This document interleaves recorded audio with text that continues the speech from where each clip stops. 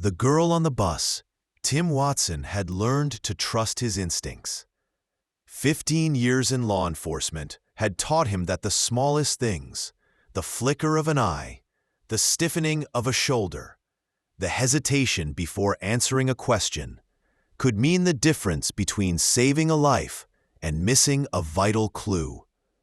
And today, that feeling struck harder than it had in years. It started the moment a man boarded his bus at the downtown stop, tugging a little girl behind him. She looked no older than 6, barely visible beneath the oversized hoodie swallowing her small frame. The sleeves hung past her hands. Her blonde hair was dull, tangled, and she moved slowly, like she didn't want to draw attention, like she wanted to disappear. The man gripped her wrist, not like a parent, but like someone dragging baggage. His eyes darted around nervously. He wore a hood, despite the heavy California heat. And his knee bounced in agitation as he pulled the girl toward the back of the bus. Tim, sitting in the driver's seat, didn't turn his head, but he followed their every movement in the rearview mirror. He'd seen this before. Parents didn't act like that. Fathers didn't pull their daughters through crowds like luggage, and little girls didn't shrink into themselves like ghosts. Something dark twisted in his gut. Tim announced the next stop, his voice calm. "Next stop, Market Street." No response. In the mirror, Tim saw the man force the girl into the back row. He sat on the edge of the seat, arms stretched along the backrest. Not a casual gesture, but a barrier, a blockade. The girl just sat, silent, her hands curled into tiny fists. Then the man leaned in, whispered something. She flinched. It was small, barely a twitch, but Tim saw it, and that was enough. His stomach sank. Outside, the city carried on. Morning traffic, long shadows, a normal day. But inside the bus, every nerve in Tim's body was screaming. Then his earpiece crackled. Amber Alert, missing child, 6 years old, last seen in oversized green hoodie. Suspect is adult male, late 30s, last spotted downtown. Tim's grip tightened on the wheel. He kept his face neutral. No sudden moves. No change in pace. If the man saw him react, he might panic, he might run, or worse. Tim adjusted the mirror again, angling it to get a better view. That's when he saw her stomach. At first, she just looked skinny, fragile, but then she shifted slightly, and he saw it. Her midsection was swollen, not with baby fat, not from a full meal. It was unnatural, a bulge under her hoodie, rounded, firm, his breath hitched. Malnutrition, a medical condition, or something much, much worse? Tim's jaw clenched. He had to call for help, but discreetly. He glanced at the intersection ahead. An idea formed. He reached for the intercom. "Folks," he said calmly, "we're making a quick stop for a routine inspection. Shouldn't take more than a few minutes. Please remain seated." It was vague, just odd enough to buy him time. The man tensed. His fingers twitched. His leg bounced harder. His eyes darted to the front, then back to the door. He was thinking of running. Tim stood slowly. "There's been a report of an unattended bag on board. Just a quick safety check." Still calm, still in control. The man didn't move. His leg bounced faster. Tim walked the aisle, pretending to check beneath seats, but his eyes stayed locked on the back row, on the girl. She hadn't moved since she boarded. He stopped at the row ahead of them and crouched, pretending to examine the floor. Then he heard it, a whisper, barely audible. "Help me." Tim froze. She hadn't spoken a single word until now, but that was enough. He didn't react, didn't look at her, just nodded slightly, barely emotion. Then he straightened, turned to the man, and said, "Sir, would you mind standing up? Just need to check under your seat." The man looked up. His face was pale, eyes wild. I didn't see anything," he said hoarsely.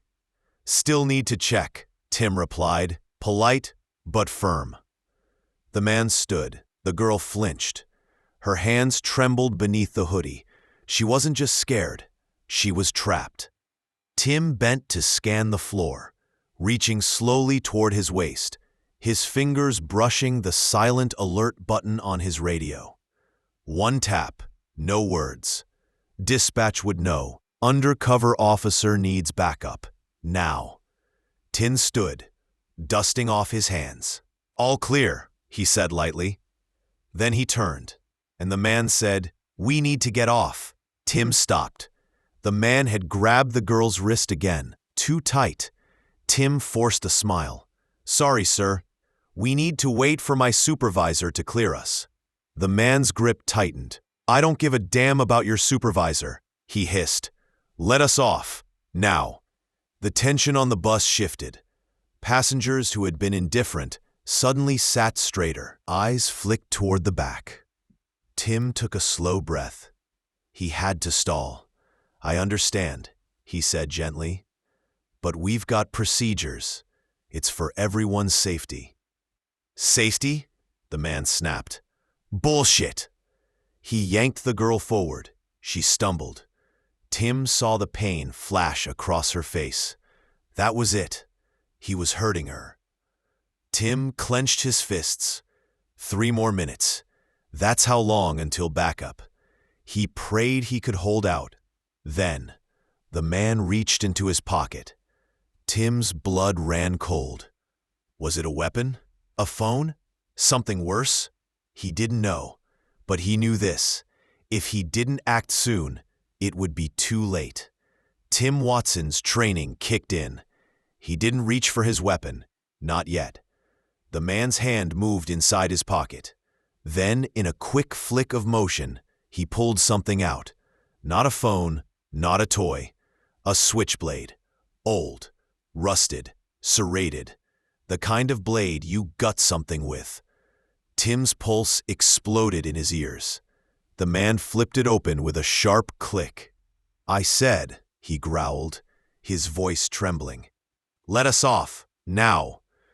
Tim didn't move, didn't blink. Every sound became deafening.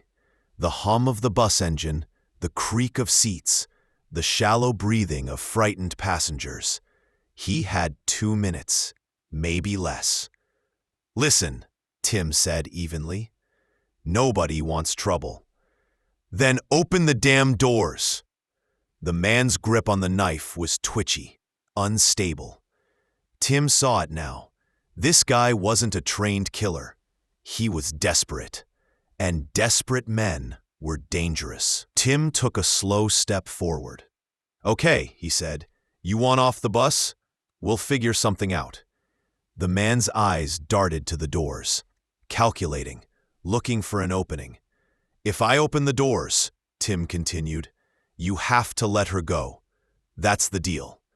A flicker of hesitation. "You don't want to hurt her," Tim pressed. "I can see that.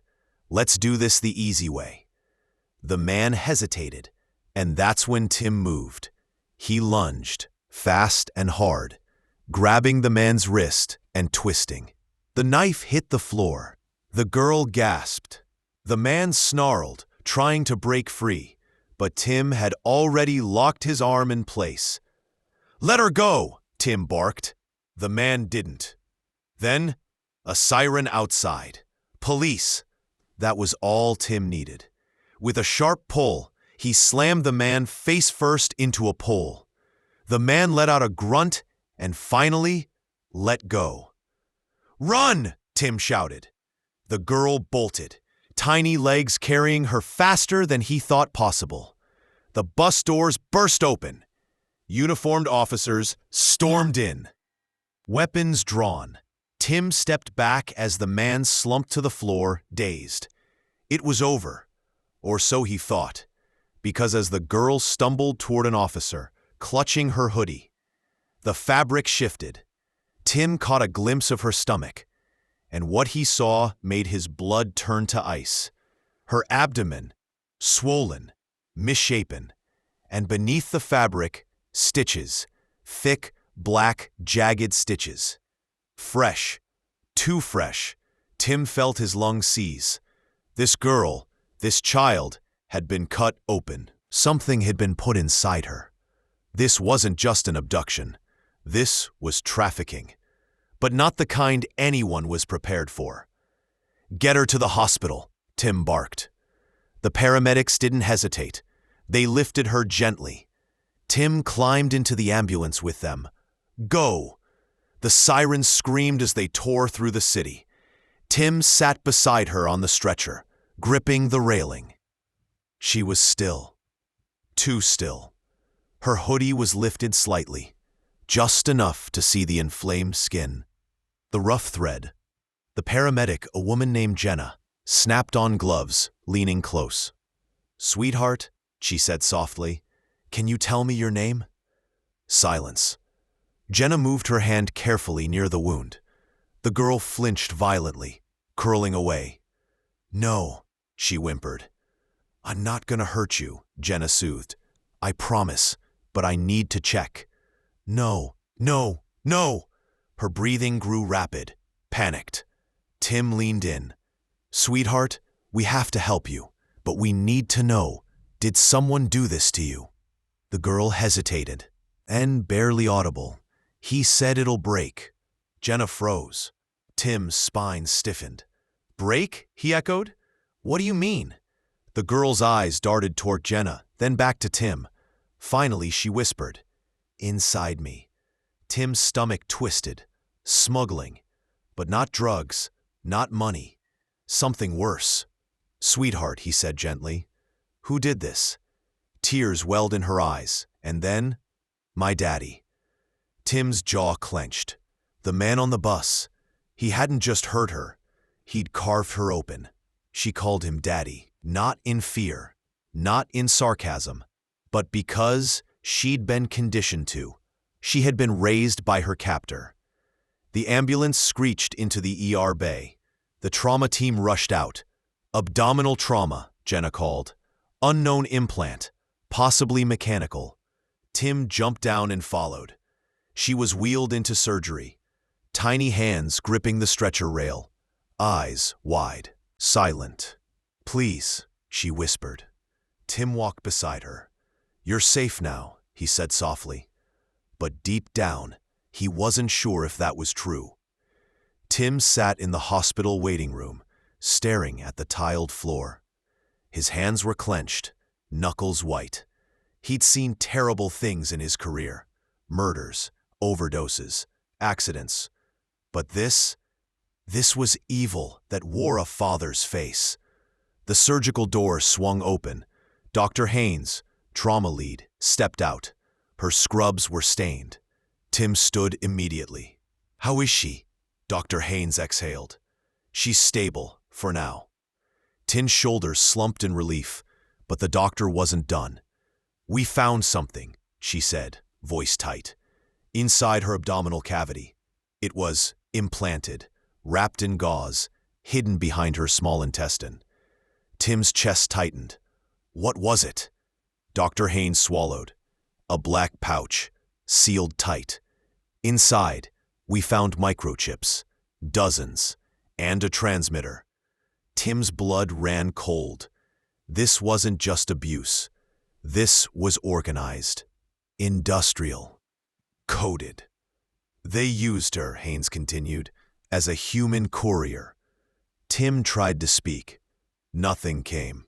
"She's just a child," Haynes whispered. He nodded, jaw locked. "Can I see her?" "She's waking up now. We gave her something mild for the pain. She asked for the bus man." Tim blinked. "The what?" Dr. Haynes smiled faintly. "That's what she called you." Tim's throat tightened.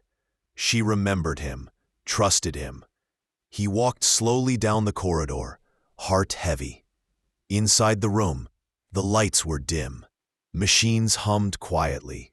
The girl lay still, wrapped in warm blankets, an IV in her tiny arm. She turned her head when he entered. Her eyes met his. "You stayed," she said. Tim smiled gently. "I promised, didn't I?" She nodded barely. There was a long silence. Then, "Is he gone?"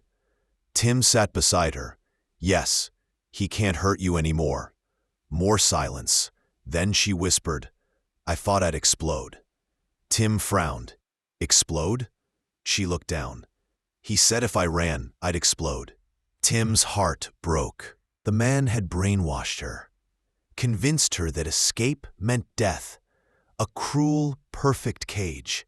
"You're safe now," Tim said again, firmer. "What he told you was a lie." She nodded, but the fear lingered in her eyes. Tim leaned closer. "What's your name?" She hesitated, then, quietly, "Emma." He smiled. "That's a beautiful name." "It was my mom's name, too." Tim's heart twisted. "Where's your mom now?" Emma didn't answer, but her silence said enough. Gone. Taken from her. Replaced by monsters. Tim exhaled slowly. "You're very brave, Emma." "No," she said. "I was scared." He smiled. "Brave doesn't mean you're not scared. It means you did the right thing anyway." Her eyes filled, but she nodded. Tim sat with her a while, silent, steady. Outside, the police were building a case. The man on the bus was already in custody, and from what Tim had heard, they were about to uncover an entire ring. Emma had been the key. Not a package, not evidence. A little girl with more courage than most grown men. Before he left, she reached for his hand. "Will you ride the bus tomorrow?" she asked. Tim blinked back emotion. "Maybe," he said softly, "if you want me to." She nodded, then closed her eyes. Tim stood, watched her breathe, and for the first time that day, he let himself feel hope. Not everything was broken. Some things, just maybe, could be made whole again.